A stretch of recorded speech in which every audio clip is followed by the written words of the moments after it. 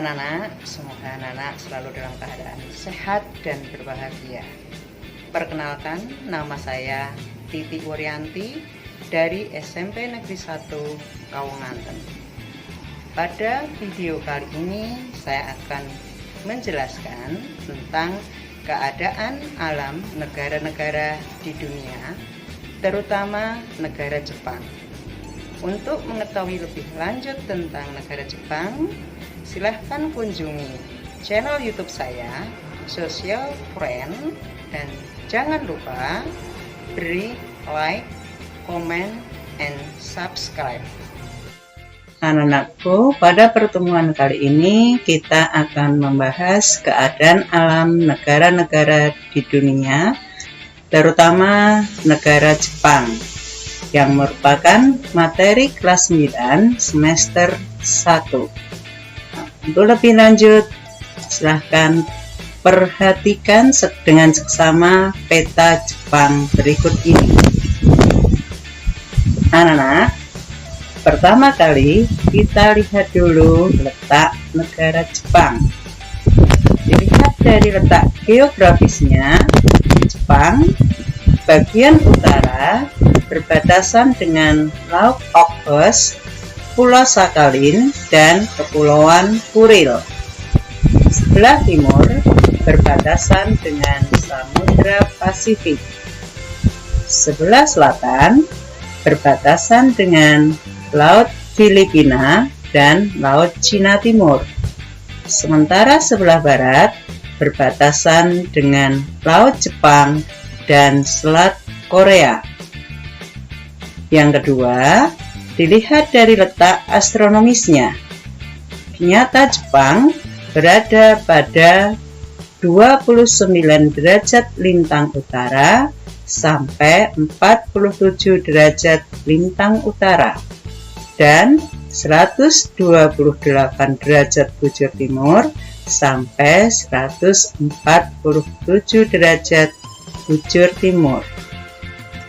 Yang ketiga, kalau dilihat dari letak geologisnya, Jepang terletak di antara dua lempeng batuan, yaitu batuan Pasifik dan lempeng batuan Eurasia. Berikutnya, marilah kita lihat sekali lagi peta Jepang dilihat dari kondisi alamnya. Perhatikan baik-baik peta berikut ini. Nah, bagaimana anak-anak? Baiklah, kita lihat keadaan alam Jepang. Ternyata Jepang sama seperti Indonesia, di mana kondisi alamnya sebagian besar termasuk ke dalam jalur pegunungan Pasifik atau yang lebih sering disebut dengan Ring of Fire. Sementara dataran rendah di Jepang relatif sempit sehingga dimanfaatkan secara optimal untuk semua aktivitas manusia, termasuk di dalamnya sebagai pemusatan ekonomi, yaitu kawasan industri, di mana kawasan industri di Jepang ada di dataran rendah Kwanto, Kinki, Nobi yang berada di Pulau Honshu. Jenis sungainya, sungai di Jepang memiliki aliran yang deras dan banyak memiliki jeram, sehingga sangat baik digunakan untuk pembangkit listrik tenaga air atau yang lebih disebut dengan batu bara putih.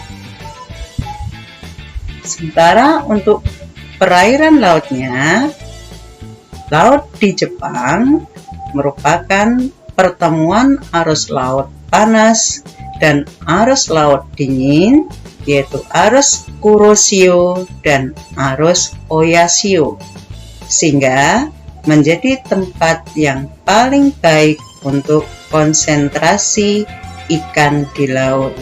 Itulah yang menyebabkan mengapa di Jepang industri perikanan lebih baik daripada di Indonesia. Salah satu di antaranya. Nah, kemudian marilah kita lihat apa saja yang menyebabkan negara Jepang maju di bidang perindustrian. Faktor pendorong kemajuan perindustrian di Jepang yang pertama adalah memiliki sumber daya manusia yang handal dan memadai. Ini tidak kita pungkiri lagi. Yang kedua, orang-orang di Jepang memiliki etos kerja yang tinggi dan disiplin yang tinggi. Yang ketiga, penggunaan alat industri modern. Yang keempat, organisasi penjualan yang rapih dan teliti.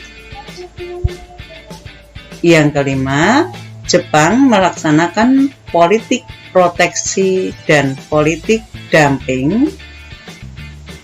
Yang keenam, Jepang memiliki modal dan tenaga kerja yang cukup tersedia dan sistem kerja 24 jam. Nah, dari faktor-faktor pendorong industri tadi, maka kita lihat peta persebaran daerah industri di Jepang. Coba kita perhatikan. Nah, ternyata pusat industri di Jepang tersebar di 2 pulau. Satu pulau terbesar di Jepang, yaitu Pulau Honshu, dan satu di Pulau Kyushu. Yang di Pulau Honshu, di sini ada pusat industri Keihin, pusat industri Chukyo, pusat industri Hanshin, dan satu lagi di Pulau Kyushu, tepatnya di kota Kitakyushu, yaitu pusat industri Kitakyushu. Bagaimana Nana? Sudah jelaskah? Oke, berikutnya kita lihat keadaan penduduk di Jepang. Yang pasti anak-anak sudah tahu bahwa mayoritas penduduk Jepang merupakan keturunan bangsa Asiatik Mongoloid yang memiliki penduduk asli adalah bangsa Ainu.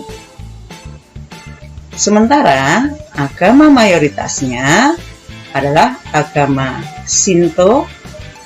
Ada yang tahu anak-anak agama Shinto? Ya, iya, agama yang memuja dewa matahari. Berikutnya ada agama Konghucu dan Buddha. Berbicara tentang kebudayaan Jepang, antaranya ada kebudayaan No, seni drama kuno, origami, yang ini diajarkan di Indonesia semenjak kita masih kecil, yaitu seni melipat kertas. Kemudian ikebana, seni merangkai bunga. Kemudian ada Chanuyo, upacara jamuan minum teh untuk para tamu. Nah, yang berikutnya adalah olahraga asli yang pasti anak-anak pasti tahu, yaitu sumo dan karate. Kemudian dalam kependudukannya, ternyata negara Jepang mengalami penurunan jumlah penduduk. Hal ini disebabkan karena keadaan kesehatan di Jepang yang jauh lebih baik, sehingga setiap tahunnya terjadi penurunan jumlah penduduk sebesar 0,1%. Sementara itu, jumlah penduduk lanjut usianya semakin hari semakin besar jumlahnya. Terima kasih. Wassalamualaikum warahmatullahi wabarakatuh. Semoga bermanfaat.